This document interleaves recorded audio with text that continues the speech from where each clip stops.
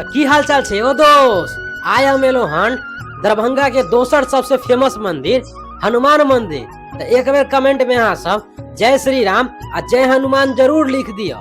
तो हम आएलो हन क्या अहाँ के बुझले होत कि आय मंगलवार छे।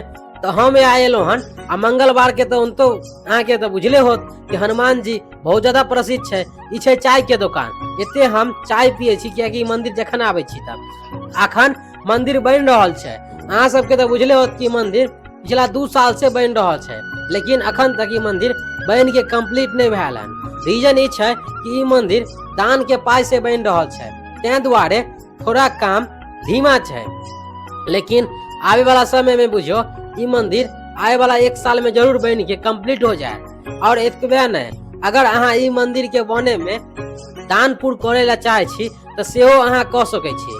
अहाँ पाई, गिट्टी, बालू, सीमेंट, रॉड, ईटा अगर दान देला चाहे छी तो अहाँ सेहो द सके छी। साथ में अहाँ गुप्त दान सेहो कह सके छी। तो आय हम एलो ई मंदिर, गेल छलो हम कॉलेज।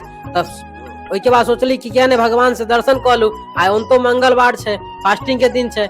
हम कामद मिष्टार भंडार से हम प्रसाद ले लो।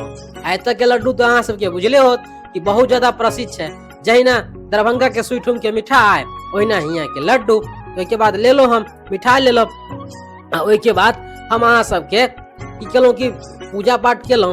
पूजा पाठ करे के बाद हम सोचलो क्या नहीं कि बहुत दिन के बाद 5 महीना के बाद मंदिर एलो हन, क्या नहीं हम थोड़ा ब्लॉगो बना लो। तो हम ओई के बाद ब्लॉग बना ले छी। अहाँ सब दर्शन कर लिए बजरंग बली के।